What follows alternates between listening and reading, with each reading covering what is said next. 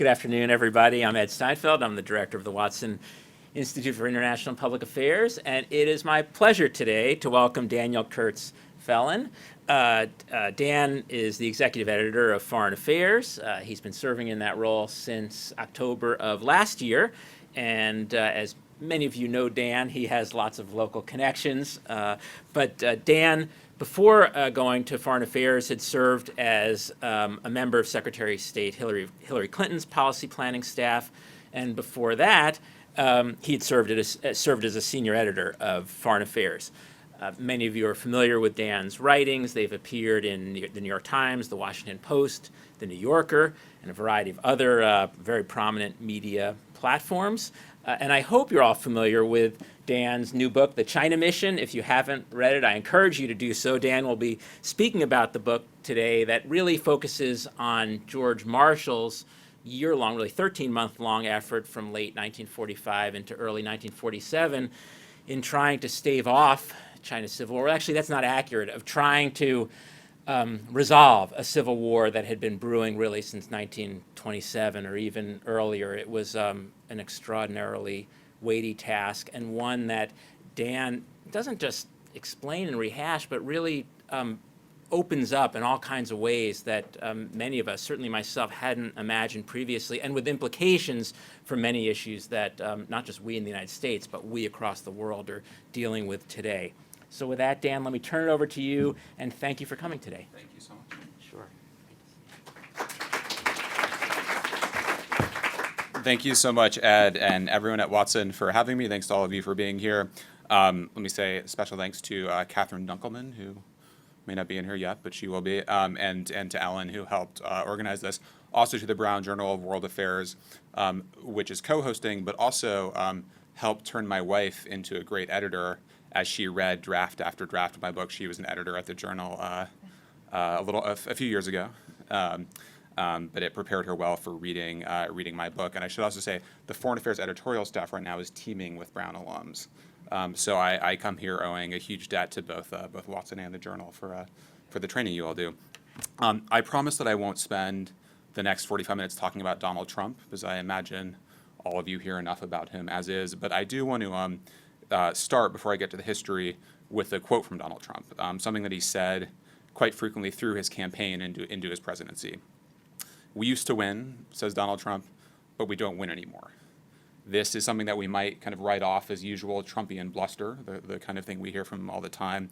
But it's really striking to me because it represents what I see as maybe the only point of disagreement between Trump and the foreign policy establishment. As all of you know, there's not a lot of agreement between most foreign policy makers and Trump and his administration. But I think they do share this sentiment, if for somewhat different reasons. They did that we used to win, but we don't win anymore. Both of them, both the foreign policy establishment and Trump, look back with a kind of nostalgia at a time when America, as they see it, used to do great things. Trump's story of decline might be a slightly cruder version of the narrative you hear from a lot of people in the foreign policy world, but I would argue that in a sense, they both have this sense of a lost golden age. And I say all that because the story I tell in this book, The China Mission, takes place in the height of that supposed golden age. And it is about the individual who, more than probably any other, embodies our conception of what greatness was during that golden age. I'm talking about the World War II and the years immediately afterward, the time of the greatest generation and the wise men, the time that we think of as the start of the American era, this time of kind of bold American leadership that gave us the doctrines and towering accomplishments that we still invoke today. There's the Marshall Plan, which may be the most successful example of American foreign policy in our history, saved Europe from poverty and despair. The construction of America's global alliances took place at the time. The birth of the containment strategy that defeated the Soviet Union over the course of the Cold War, the democratic renovation of Germany and Japan. You can go on and on to tell the story of American power and purpose in this period, reshaping the world and ultimately leading us to victory in the Cold War. And George Marshall is really at the center of that story. He was the World War II general who helped lead the Allies to victory. He then became the Secretary of State who helped drive the Marshall Plan. The Marshall Plan is, of course, named after George Marshall. And as the story goes, this was a time when an ambitious, united America did great things, and Marshall was the one who really helped drive that. But the story I tell in this book really cuts against those myths. It's the story of one of the greatest generals and diplomatic figures in American history taking on one of the hardest ever problems in American foreign policy and failing. It's a story of a failure. Marshall is the great army leader of World War II. Right after the war, goes on his mission to China, which, as Ed mentioned, is meant to stave off a communist victory, to resolve the civil war between two sides that have been fighting for 20 years at this point, and to make China a democratic great power allied to the United States. Now, as we know, that's not the course that history took, but what comes of that year-long mission and its failure not only defines Marshall's career and the way he approached American foreign policy going forward in really powerful ways, it also really set the course and shaped American foreign policy for decades to come and in ways that we can see really up to the present. So we look back now and we say, we used to win. We point to this era as this kind of golden age. But back then the question was not why is there so much winning, but who lost China? That was the question that grew out of Marshall's China mission. And again, contrary to the myth of the era and the man, it really became one of the most poisonous politics, one of those poison eras in the history of American politics. And I say that even compared to the present. But because Marshall's China mission cuts against the usual depiction of the man of the time, it's tended to be left out of the story altogether. A lot of people know about Marshall in World War II. A lot of people know about Marshall as Secretary of State afterwards. But this 13-month period in China tends to get left out of the story. Now, what kept me going on this book for 5 years was really the human texture of it. It's a kind of amazing story where you have some of the really most towering figures of the 20th century, from Marshall and Eisenhower to Mao and Zhou Enlai and Chiang and Madame Chiang Kai-shek, all kind of amazing figures, trying to work out history on this very human scale at a moment when the course of the world was really unsettled. The Cold War hadn't started, World War II was just over, and you see these individuals kind of face to face over cocktails and card games and croquet.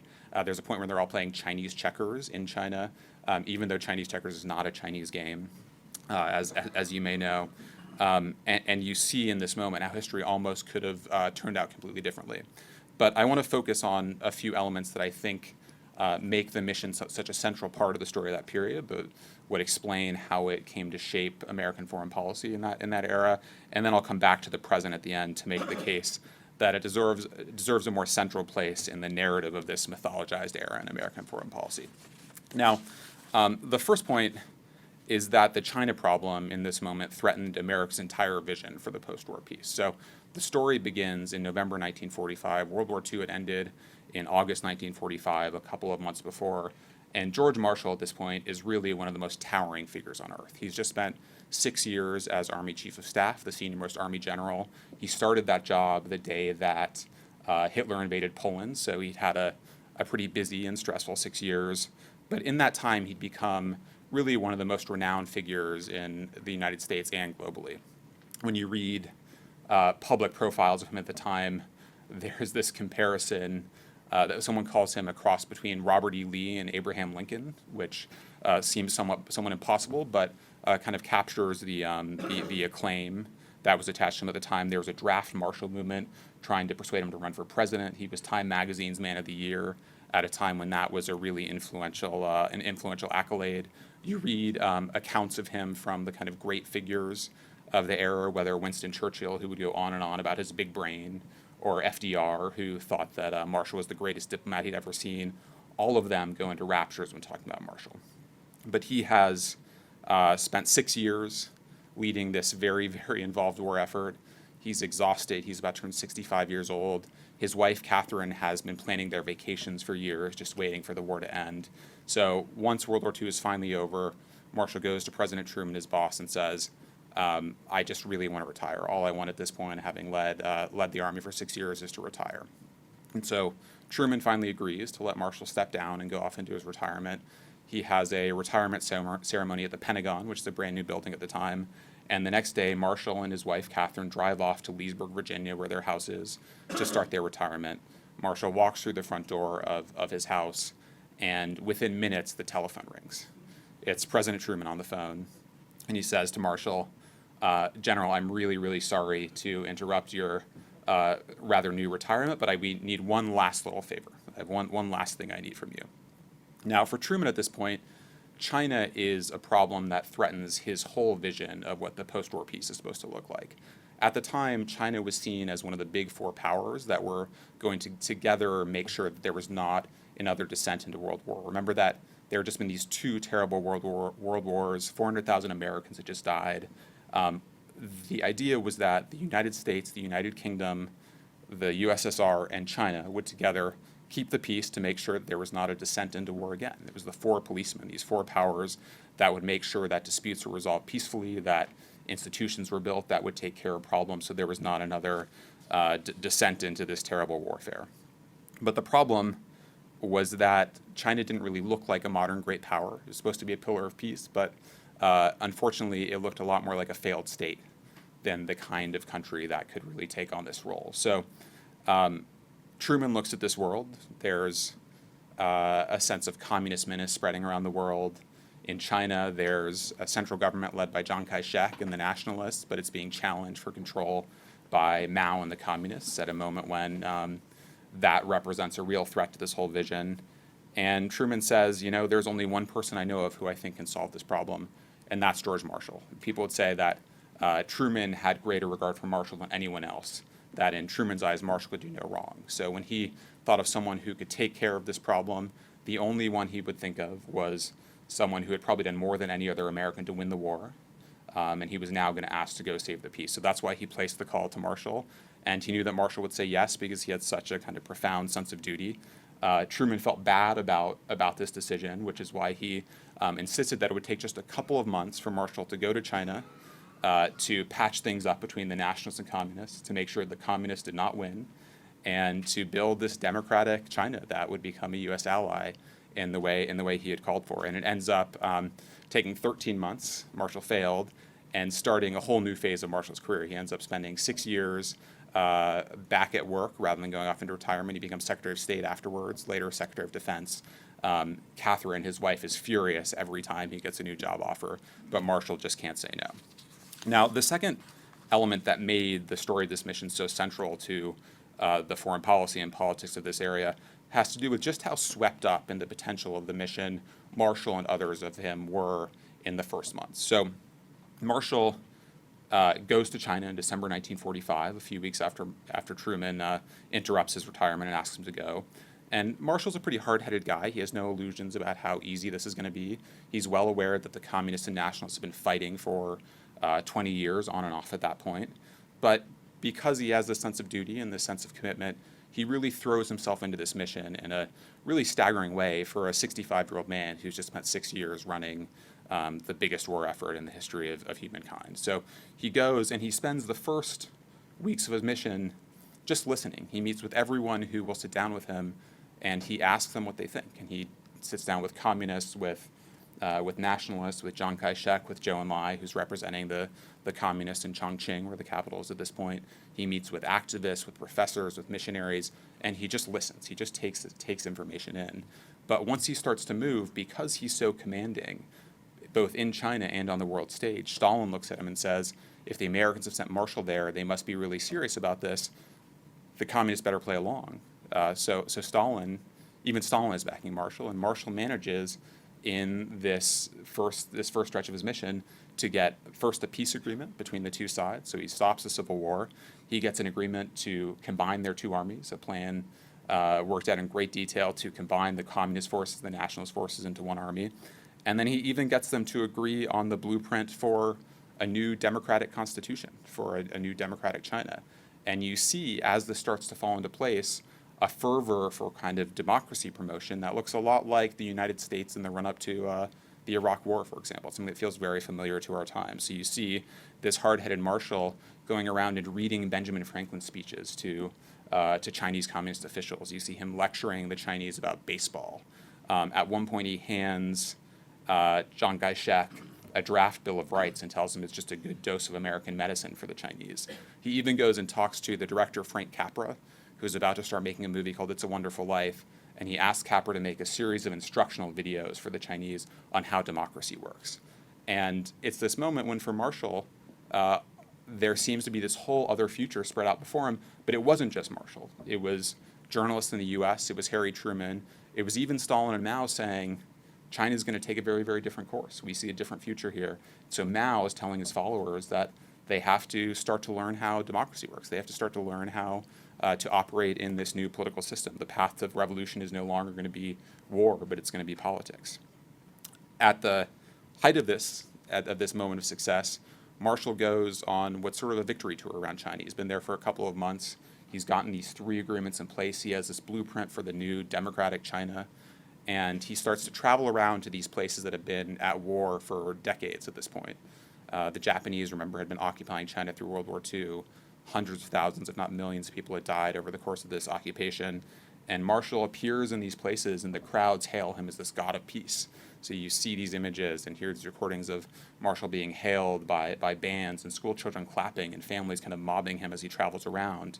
And all of them look around and see this path to a different future. And at the kind of culminating moment of this tour around China, after Marshall's been there for a couple of months, he goes to a place called Yan'an, which is the revolutionary headquarters for the communists, a place where Mao has been holed up in kind of very remote terrain, far away from other troops since the Long March. It's where he ended up after fleeing the nationalists, and it's this very remote place that looks a bit like southeastern Utah. Mao has been there for the duration of Marshall's mission, and Marshall arrives in this place, and he and Mao spend this incredible 24 hours talking about the future of peace within China, but also between the United States and China.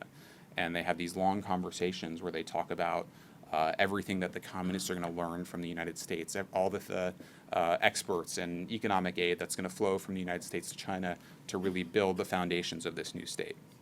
But in a sort of eerie historical coincidence, on the same day that Marshall is sitting there with Mao talking about the future of global peace and peace within China, the communists are also watching very carefully visiting the United States. They're watching Winston Churchill, who's just stepped down as Prime Minister of the UK, touring the US and going to Fulton, Missouri on this very day that Marshall's in Yan'an talking to Mao and giving a speech about the Iron Curtain dropping between the Western and communist world. And it's a moment when both the communists and nationalists in China look at what is becoming the Cold War. There's this new tension in the world. Rather than the one world vision, the peace that we thought was going to follow World War II, there's growing tension. There's a new sense that the US-Soviet competition is really going to be the defining fact of this new era. And this is really the moment when the progress of these first couple of months for Marshall start to change. Rather than the nationalists and communists coming together as part of this vision of a new global peace with China as one of the great powers helping keep it, they see themselves as part of the first battle of World War III between the communist and Western worlds, and that's when things really start to change as the Cold War starts. You see people in Washington in this moment start to talk about what will happen if China falls to communism, and they start to talk about what we would later know as domino theory. If China falls, then we're going to see country after country after country fall to communism as well, which would of course become a really powerful analogy during the Cold War. They can't quite come up with the analogy at the time, so they talk about communism as a baseball game, for example, and they say it's going to reach first base in China, then second base in India, and third base in Africa, and home base in the United States. There's a senator who starts to talk about communism as a snowball, and he says it's going to roll down the hill from China and eventually take out the United States. You kind of want to shake these guys and tell them they're looking for the analogy of dominoes, but it takes them a few more years before they really come up with it. But as the two sides in China see these new tensions and see this new way of thinking in the United States, they say to themselves, peace is not the right path in China. Instead, we are going to be the first battle of this new global war. And that's when things really start to shift in Marshall's mission. And finally, let me skip ahead a bit to the end of the mission. The significance going forward really stems from just how and how much the year of the China mission, Marshall ends up spending a year trying to make this peace and failing. But this year really shaped both his own thinking about grand strategy going forward and also U.S. foreign policy thinking for decades, most powerfully during the Cold War, but really leading up to today. So Truman, as Marshall's in China, sees Marshall at work and decides to make him Secretary of State. So in the beginning of 1947, Truman brings Marshall home. He accepts failure of the China mission, and he becomes Secretary of State. He spends a week on vacation in Hawaii, but basically goes straight from this very intensive 13 months of diplomacy in China to another very, very big job, again, to his wife's anger. as Marshall gets back to Washington in January 1947, he sees a whole world really in tumult. The Cold War is really starting to take shape in a new way. He's been in China working on one very specific problem, and all of a sudden he looks around and sees problems everywhere. And what is really, really striking as you trace Marshall's thinking through this period is that as he works towards what becomes the Marshall Plan, a few months later he gives a speech at Harvard announcing the Marshall Plan, that comes directly from what he was trying to do in China. So as he looks around and sees starving populations in Europe, he sees democratic governments that are about to collapse because of the people don't have jobs, because they can't feed their people. He starts to think about what he can do, and it's exactly what he was trying to do in China in the final months of his mission. It's the same framework, the same language. He starts to talk about the need for a foreign policy that puts humanitarian needs at its center, and for a model of American leadership that is not just about military might, not even just about diplomacy, but really puts concerns for poverty and hunger and desperation and chaos, as he would say in his speech announcing the Marshall Plan, at its center. This is language he starts to use on the China mission. This is the kind of thing he starts to recognize as really central to political dynamics in this new world when he's in China, but only when he gets to Western Europe and looks at the desperation there does he think it's going to work. But you can trace his thinking, the thinking that becomes the Marshall Plan, straight from what he's trying to do a few months earlier in China. But the second way it really shapes Marshall's thinking during this period is that it gives him a sense of restraint when it comes to what the U.S. can do in China, a real sense of the limits of the powers of U.S. intervention. So as Mao's victory starts to come closer and closer, he wins finally in 1949, there's this wrenching debate in the United States about what should be done about the impending communist victory. And there are proposals that sound a lot like what we would get in Vietnam 15 years later in the early 1960s. So there's a call to put Douglas MacArthur, the World War II general, and at that point proconsul of Japan, in charge of the nationalist troops. There is a proposal to put 10,000 American advisors in China and send them into combat with the nationalist troops to stop the communists. There's this whole slew of proposals that Marshall thinks would not only be futile, they wouldn't really get the job done, but they would start to create an American commitment in China that would lead us to something much greater.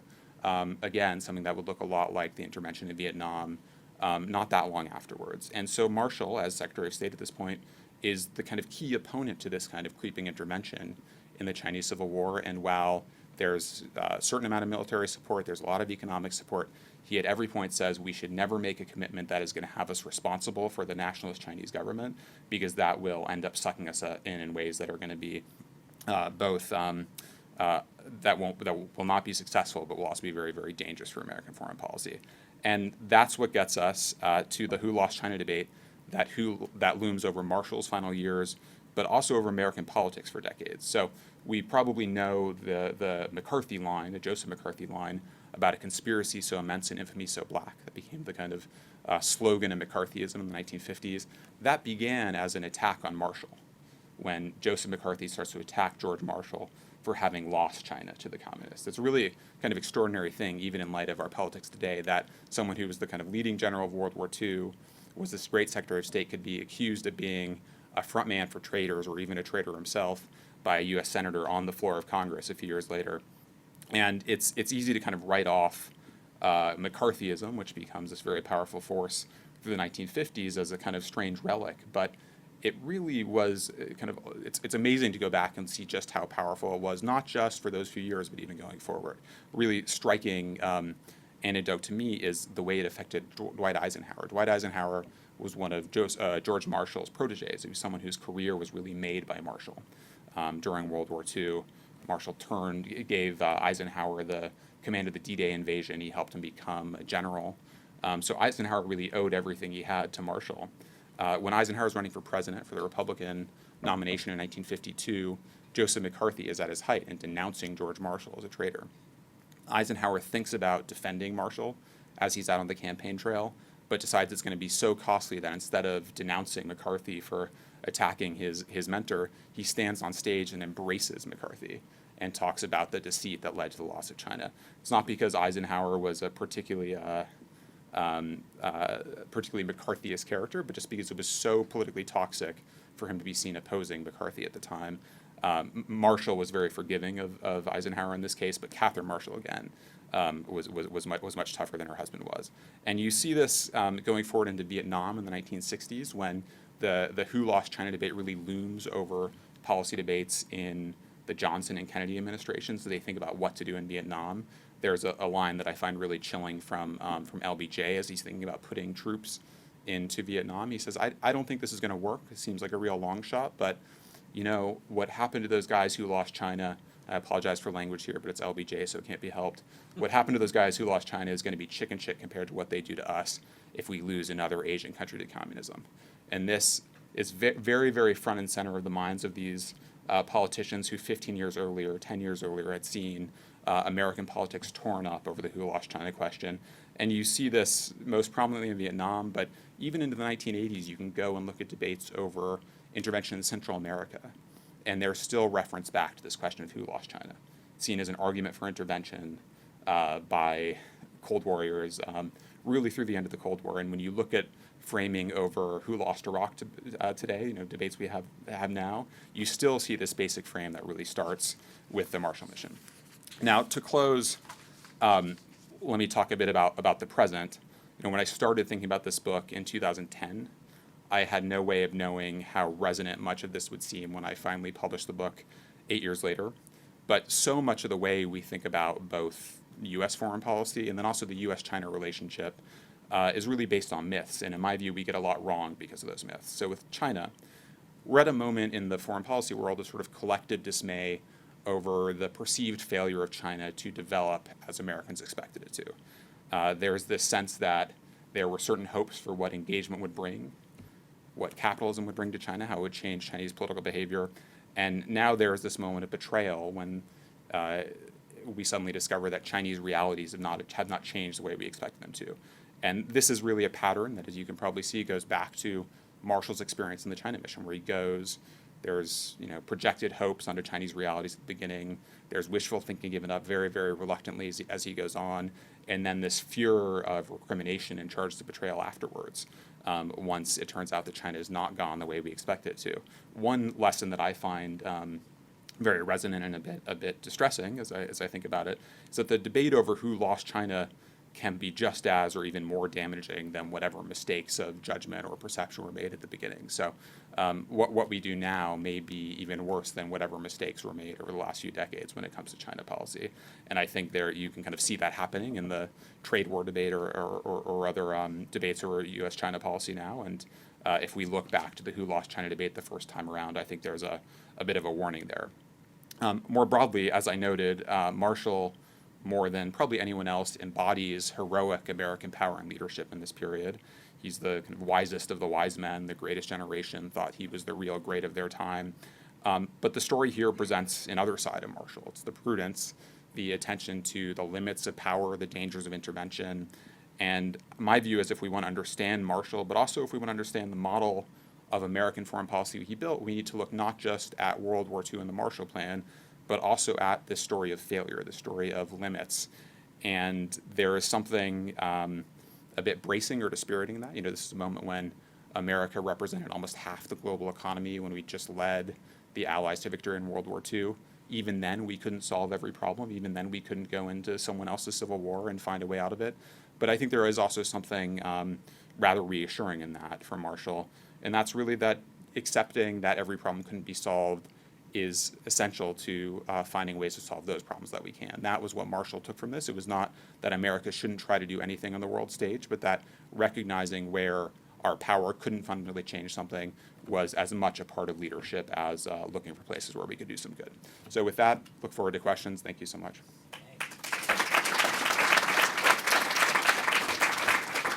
Should I sit or? Whatever you prefer, if you'd like to stand. Happy to stand. If I may just ask the first question, and I'll try not to make it too long-winded a question, but I thought that the book is great, the talk is great, and I thought your point, Dan, about a level of humility in policy makes a lot of sense. There's another piece of the story, though, that I wanted to ask you about, and it also has ramifications for U.S. foreign policy. Before Marshall arrived in China, the U.S. was involved. I mean, and with I guess it's the 3rd Marine Amphibious Corps landed in Tianjin in September, October 1945, the Marines were sent in to move KMT, the Republic of China troops, into cities to take the Japanese surrender. And that's a completely understandable policy because the KMT government was the rightful, legitimate government of China. But by inserting the U.S. military to move soldiers into cities and fired upon sometimes by communist forces, there was no way the U.S. could be seen as an impartial broker, whatever we think of the policy. And so I guess that leads to a broader question about can the U.S. simultaneously be an impartial broker? At the same time, it's very obviously partial. And that the analog I'm thinking about now isn't China, it's the Middle East, Israel-Palestine, where there's some parallels like this. So maybe that's just the question. Yeah, no, it's a great point, and it's something that Marshall really focused on, but so do both sides, both of the Chinese sides really note this. So Marshall says, I'm going to do everything I can to be impartial, but I recognize that we have certain commitments to the nationalist government, to the KMT government, that have been in place for a long time, that were part of our alliance during the war, and we cannot throw those out. So Marshall is aware of this problem, but tries to kind of wish it away. It's this very kind of American ingenuousness, the sense that we can just declare ourselves impartial and others will take it this way. But both sides in China are very well aware of American commitments. They're well aware that there are 100,000 American troops who have been there since the end of World War II, helping keep the peace, and as you note, helping nationalist troops take back territory that the Japanese had held. They don't want the communists to get. They're very aware that it is a declared policy of the United States to help the nationalist government reestablish power. What Marshall believes is that by containing the desire of Chiang Kaishek and the nationalists to have complete control over the politics, he can offer the communists an opening and use that as leverage against the nationalists while inducing the communists to play along.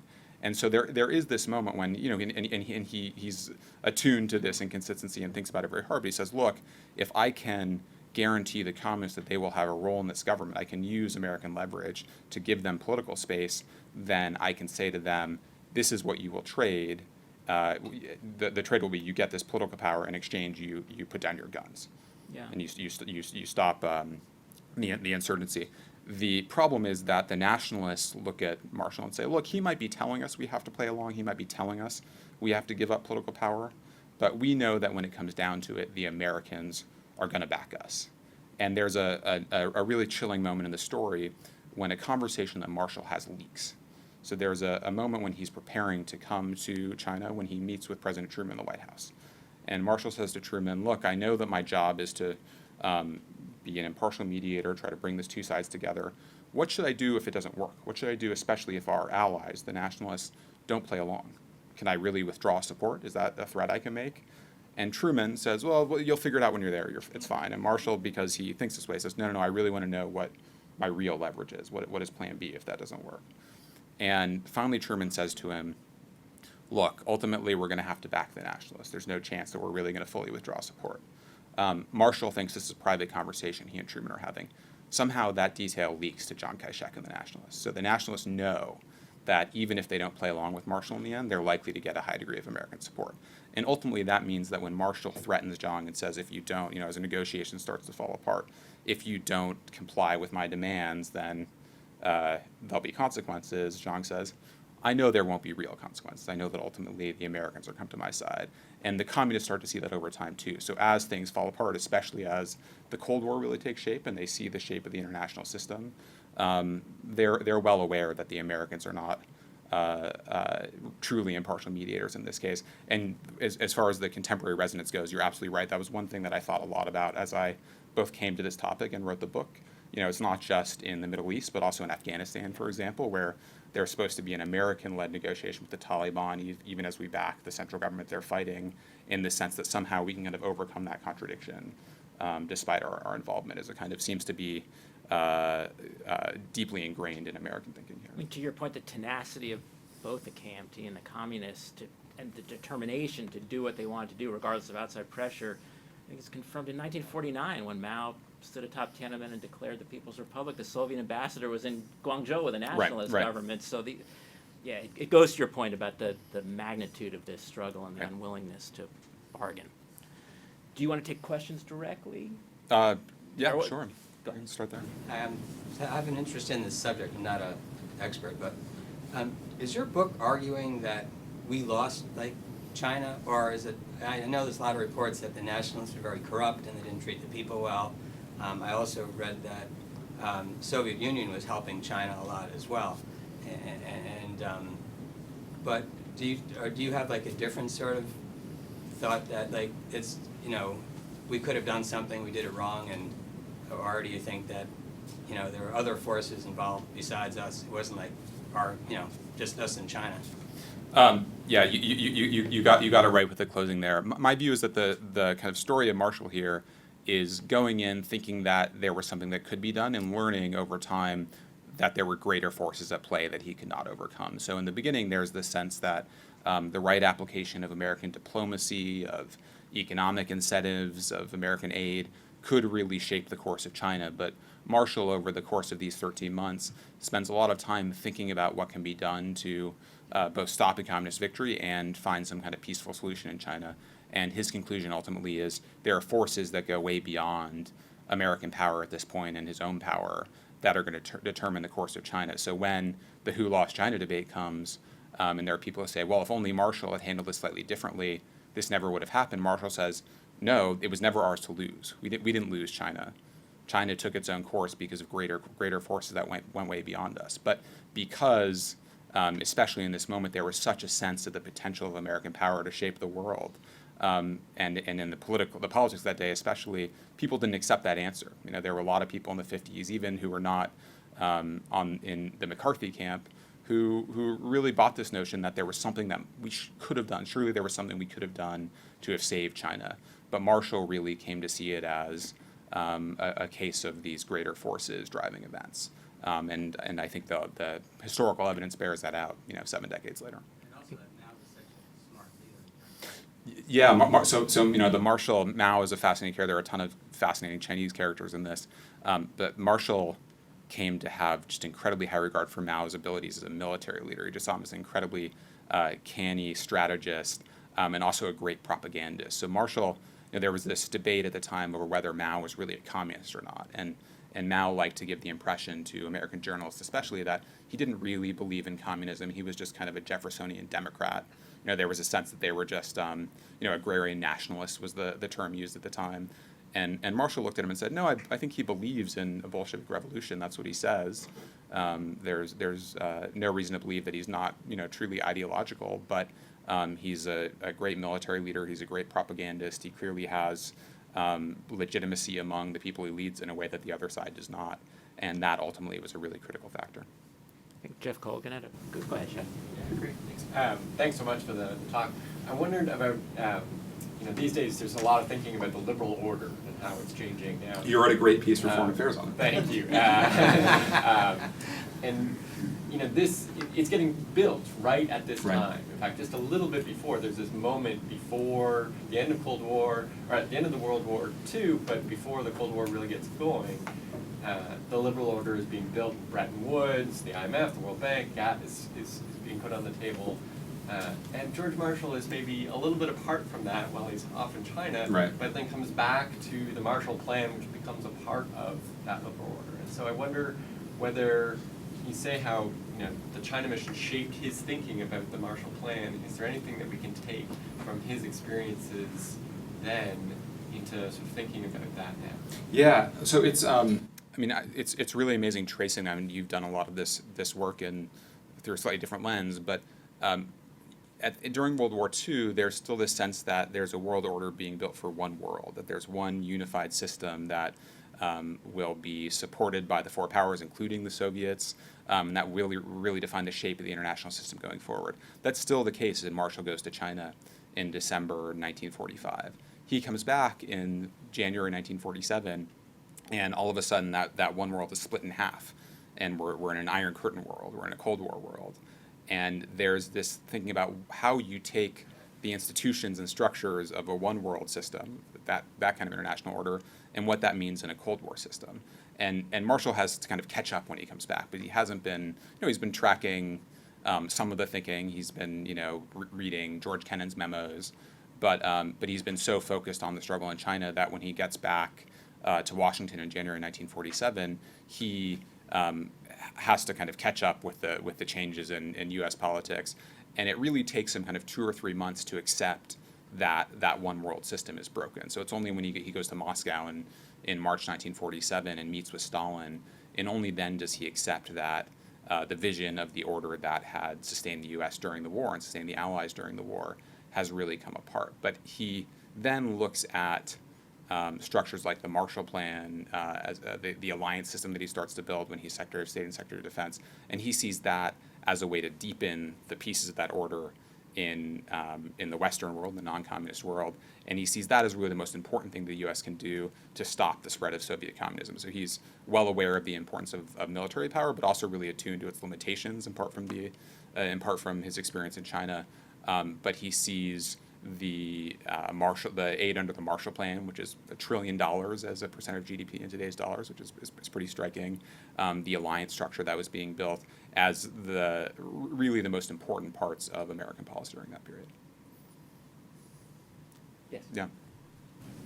Did Truman view Wendell Willkie as a potential player in terms of shaping policy along these lines, even though he died just prior to the 1950s? And then secondly, I was of the impression that Truman didn't trust the madam.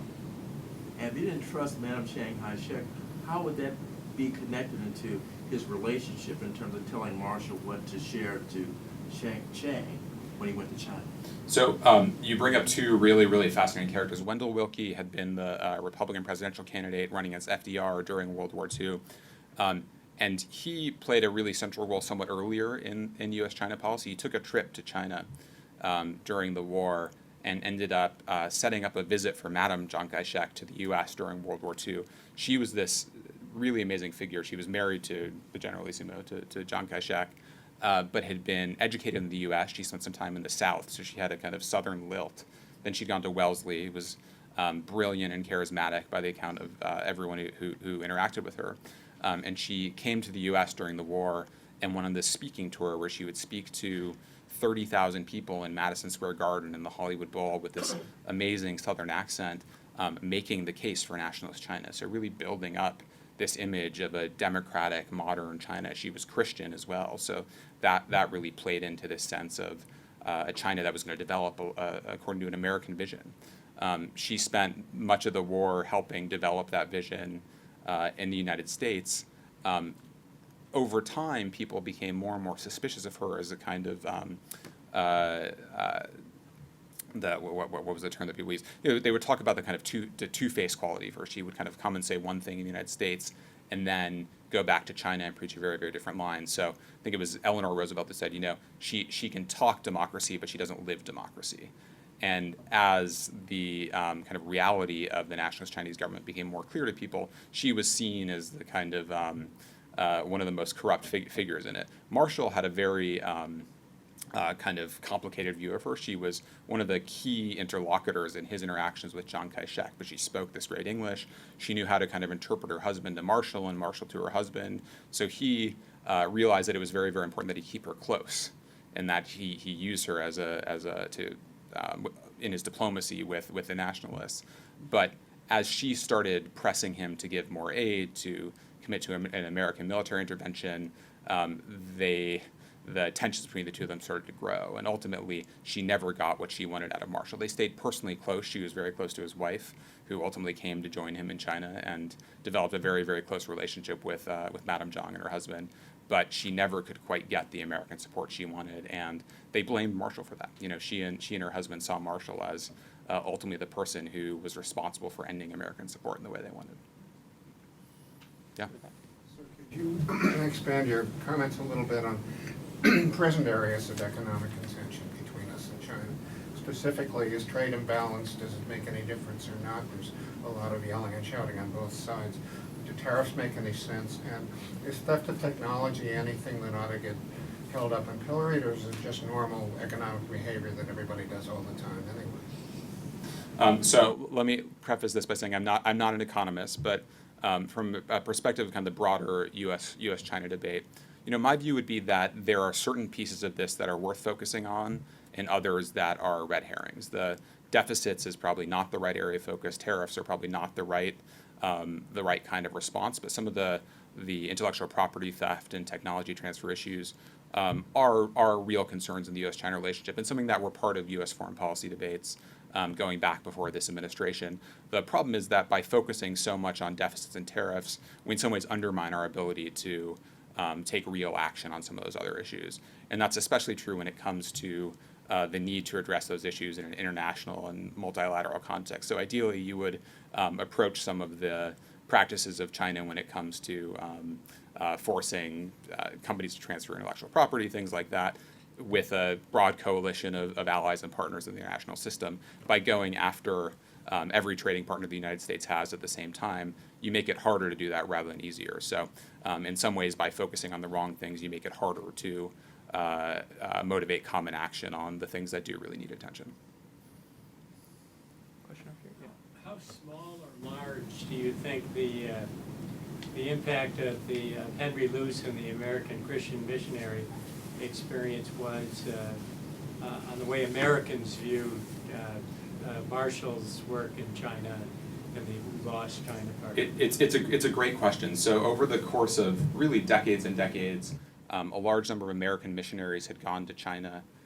Henry Luce's parent, Henry Luce, was the founder of Time magazine and Life magazine, and a really kind of powerful advocate of the nationalist cause in the United States. He had been the child of missionaries. So you had this huge number of American missionaries who spent time in China, really had this sense that China was going to become the next great Christian nation. And the fact that Chiang Kaishek and his wife, Madame Chiang, were themselves Christians really helped support that vision. And during the war, as I said, Madame Chiang spent a lot of time kind of talking about this Christian China in the United States. It had very, very great purchase in kind of Time magazine. It had great purchase among religious institutions. And so when Marshall came back and said, that's not how China is developing, this is not the real story of China, the real story is very different, there you kind of were setting the stage for these charges of betrayal. And that, when you got to the Who Lost China debate in 1949, became a big part of the story. We had this great Christian ally. China was going to become this new democratic power that was going to look a lot like us. There was an amazing quote from a senator who said, Shanghai is going to look just like Kansas City when we're done with it, which had a very, very powerful hold on imaginations at the time. So when Marshall comes back and says, that's not really what's going to happen, and by putting 10,000 American troops there, we're not really going to make it happen, it really opened the way for that community, especially to pile on Marshall when China did follow communism. It was part of the sense that there was this alternate option that, for some reason, because he was a communist frontman or because he was tricked, he had not really embraced. Dan, on that note, maybe you could say a word about the children of missionaries who played such an important role in providing expertise in the American military and, of course, in the State Department. Yeah, it's an amazing element to this story. I mean, I should say, the main characters are these kind of historic figures, but the most useful sources and some of the most kind of interesting figures I came across are actually the kind of young assistants and aides who are sitting on the sidelines of all these meetings and keeping diaries and writing letters to wives and mistresses and friends, kind of not talking about just what happens in the official meetings, but also what's said in the hallway afterwards, and what the gossip is at parties and all of that, which really gives kind of richness to the story that you don't get from just the official strand of it. But some of the key figures in that are this amazing number of young Americans, for the most part, who'd grown up in rural China in many cases, who'd grown up speaking Chinese, going to Sunday school in Chinese, and then became journalists or missionaries themselves or scholars or American diplomats in many cases, and really were some of the key people hashing out American China policy in this case. Some of them, such as John Service, who became very famous because he was run out of the State Department by McCarthy, John Peyton Davies, others, were very sympathetic to the communists. They went to Yan'an, met Mao, and said, we think he's going to win. We see Chinese history going his way. Others, such as Henry Luce, became great champions of the nationalist cause. John Lane Stewart, who was ambassador under Marshall, was another missionary. All of them were very, very central players. But what was fascinating to me, despite having this kind of common background, they came out on all sides of this dispute. So you had some missionary kids who saw the nationalist cause as totally corrupt and hopeless, and now as an inevitable victor. You had others who were in the Henry Luce camp and said, if only we give them the right backing, then the nationalists will become the great Christian power we imagine them being. And those wars were fought for not just until 1949 when Mao won, but really for decades afterwards, when all of these figures were part of these great controversies over whether they had been taken in by communists or traitors or overly sympathetic to the nationalists. So a really kind of amazing human strand to this. Just a quick story, and that one of my mentors, a senior colleague in my previous place of employment, I was at MIT, was Lucian Pai, who was a very famous political scientist. Lucian was born in China, grew up in China, and as a 23-year-old, I think, maybe a 22-year-old, he was a first lieutenant in the Marine Corps. He was the interpreter when the Marines finally moved into Beiping at the time. And so the story jumps forward to when I was a young junior faculty member at MIT. Lucian was and his wife, very generous, and invited my family to his home. And on Lucian's wall were 2 samurai swords. And my son, who was very young at the time, I was too embarrassed to ask, but my son asked, "What are those samurai swords?" And Lucian explained that when he was a 23-year-old lieutenant, when the U.S. Marines entered Beiping in October, I think, of 1945, the city was still under the control of Japanese forces, even though surrender had happened. And the Japanese general and his staff put on their full dress uniforms and lined up to do a formal surrender. But the Marine general wouldn't honor them with a surrender, so wouldn't put on a dress uniform, and also wouldn't take the surrender because the nationalist troops weren't in Beijing yet. So the 23-year-old lieutenant took the surrender swords, and those were the samurai swords of the occupying force of the Japanese forces. Yeah, I mean, the two other missionary kids who became very, very central figures, not just in story but in American history, John Birch. Yep. So we talk about the John Birch Society now as kind of the one of the kind of central forces in American conservatism, or far-right conservatism, over the last several decades. John Birch was a missionary kid who was on an OSS mission around this time, who was killed by communists in an encounter in China, and that became the John Birch Society. That became the kind of beginning of the McCarthy conspiracy theory here. Also, John Hersey, who wrote Hiroshima about Japan, was another missionary kid who had grown up in China, and in the first part of this book is reporting from China and interviews Marshall and writes these kind of accounts where he just raves about Marshall's command of the situation and understanding of Chinese dynamics after having been there for a few months. Great. Other questions? Yes? Your first remark is haunting to me. We don't win anymore, and sort of accepting that as the default sort of posture and looking at diplomacy over this long period. Why is it that we have to focus? Why is that the default notion? You're asking a really profound question about American political thinking that I don't have a clear answer to. You know, there's this. I think we've become really kind of enthralled to the myths of this period, especially. And I think part of the value of this book, or part of the interest of this story, is that it really cuts against the notion that in this period where we supposedly won, we won every battle, or there was not the kind of acrimony and controversy that we have today. You know, this is really a story of someone who is associated with winning more than anyone else. But here, his real contribution is accepting that failure is inevitable. Yeah, I thought this was a really good book, and I grew up in the 50s. That's when I went to high school. I was, a child of the anti-war movement, I guess, because they were going to send me off there to Vietnam, and I didn't want to go. And I feel very keenly that many of these foreign policy decisions that are presented as architectural, grand schemes of things, that a lot of this is contingent on domestic political considerations, and people are always making this stuff up as they go along in it gets filtered through politicians who see how's this Right. gonna make my reelection better, or my political vision work, or whatever. And, well, more ignorant, I think in certain respects also, we prize our ignorance. I mean, the most important thing the thing that I admire the most about people like Marshall and Kennan is they actually tried to understand the countries that they were dealing with. Whereas now we seem to, I mean, I read Ronan Farrow's book, I read Michael Lewis's book, we seem to be trying to destroy any knowledge of anything that would allow us to make any kind of guess at Right. policy.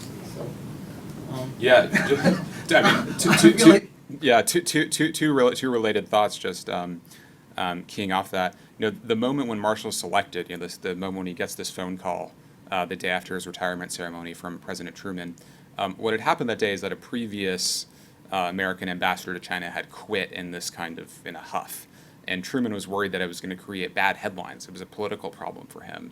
And so when they said, "Oh, what should we do about this?" it wasn't a discussion among foreign policy officials or strategists about who to send and why. It was political advisors saying, "We've got a mess in the headlines. How do we make this go away? George Marshall's really famous. We better go to him." It was not, you kind of imagine these things being crafted by these Olympian thinkers, but it was really about the domestic politics in that moment. And then Marshall and kind of trying to understand China and trying to understand the perspectives not just of our allies in China, the nationalists, but also the communists. It was really kind of striking when you see him in these first few weeks in China, and people are kind of spooked by it when he gets there because he's this kind of incredibly commanding, famous figure, and they expect him to kind of step off a plane with pronouncements about the future of the world and the future of China, and he just refuses to say anything. People ask him for his thoughts, and he just says nothing.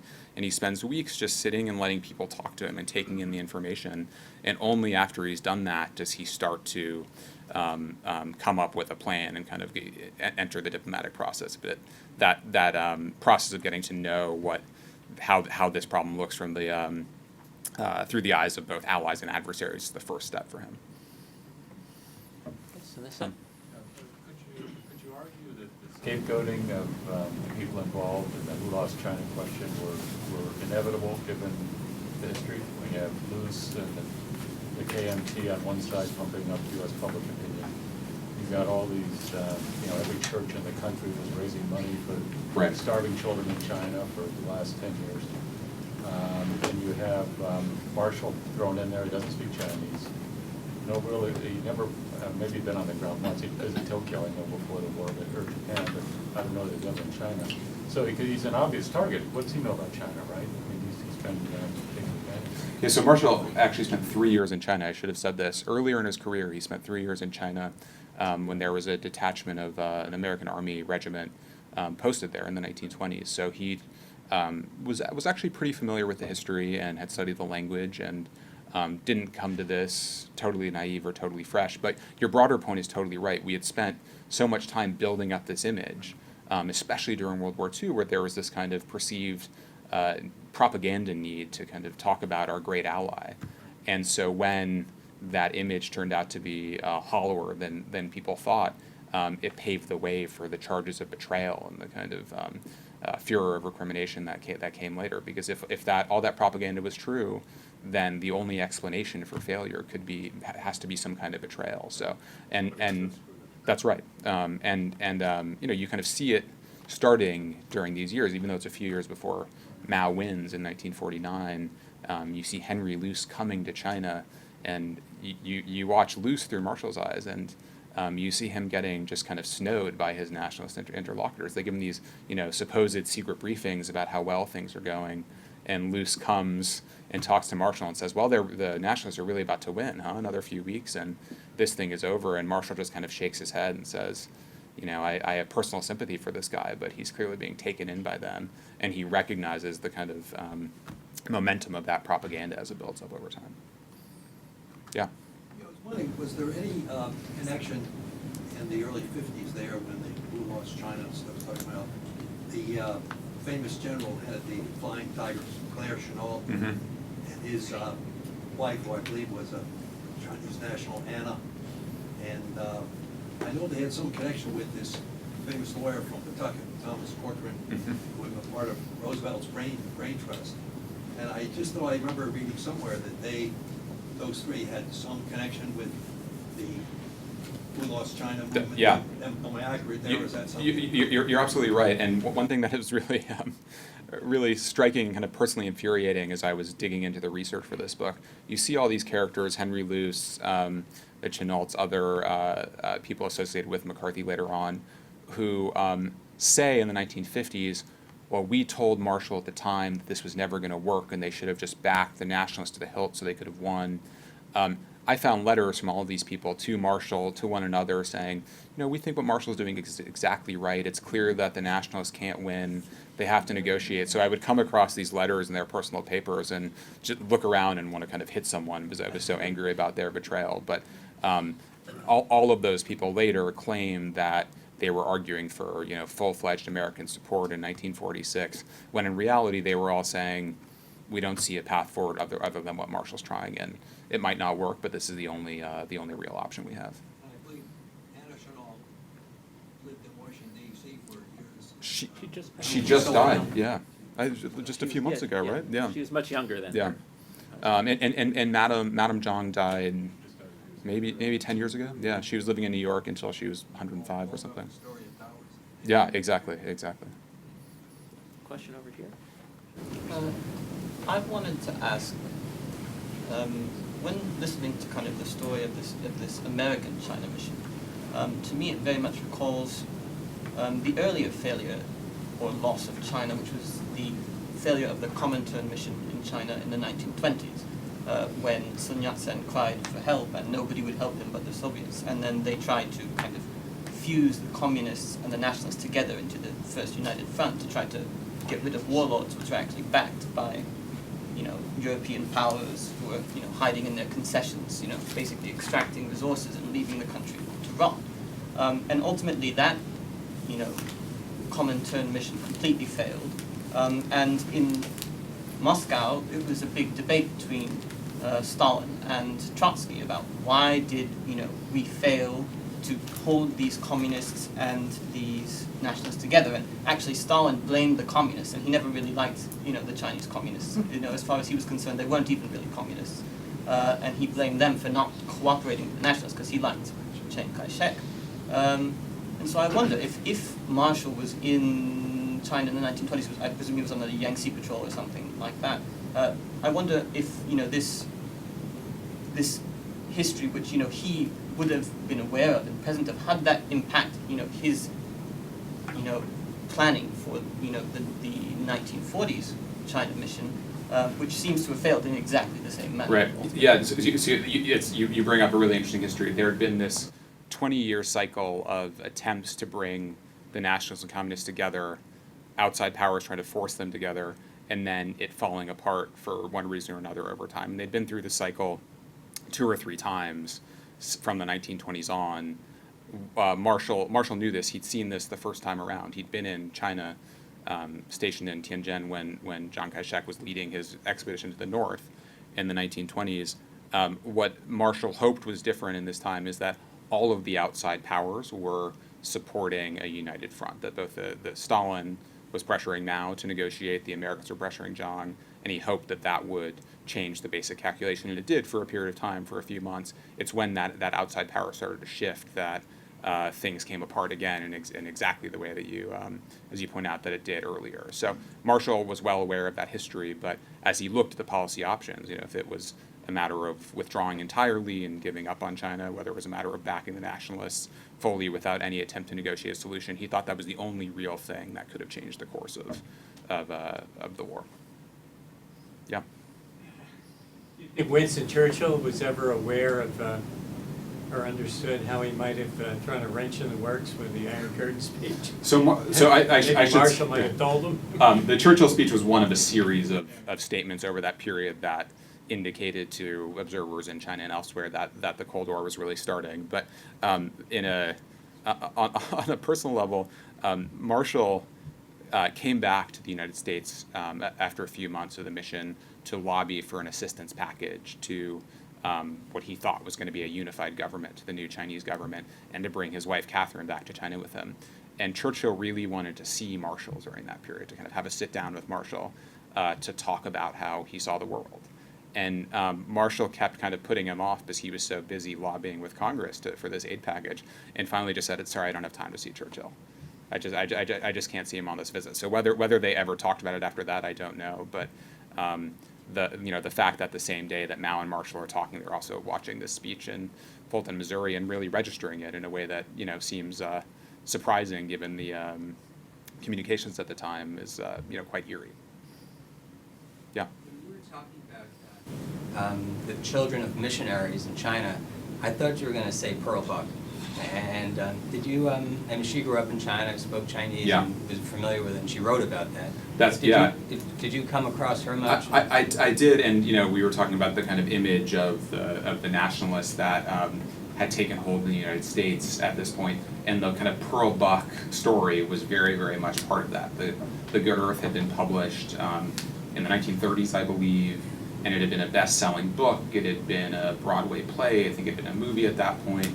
So millions of Americans had consumed these tales of the, kind of peasants of China that looked very kind of sympathetic and familiar to Americans, and that played very much into this notion of China developing in a way that, according to an American vision, and it was part of that whole set of popular symbols that became very, very powerful. Did she go either way in terms of which?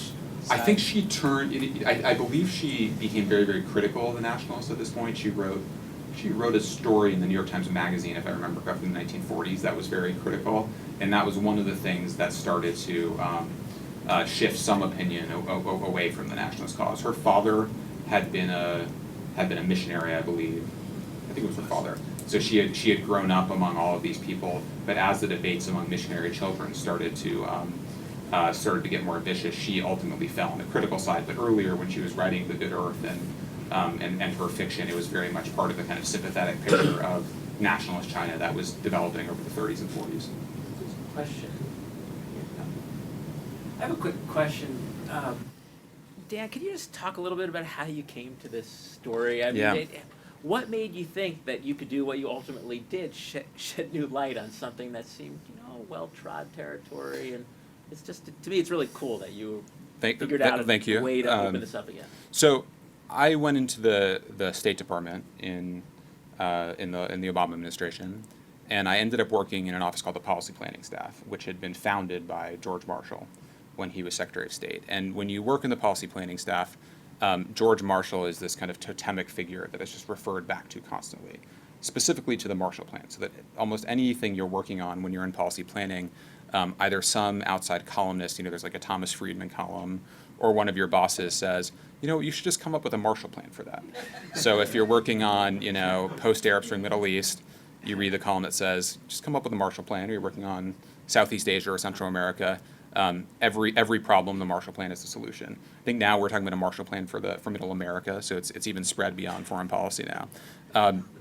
As I was, wrestling or rolling my eyes with my colleagues at these calls for a Marshall Plan and thinking about the Marshall story, especially for a speech I was writing at one point, it occurred to me that the China mission, this other part of Marshall's career, was in many ways much more resonant when it came to the kinds of problems we were facing in the world today. It was much more similar to what we were doing in the Middle East or Afghanistan.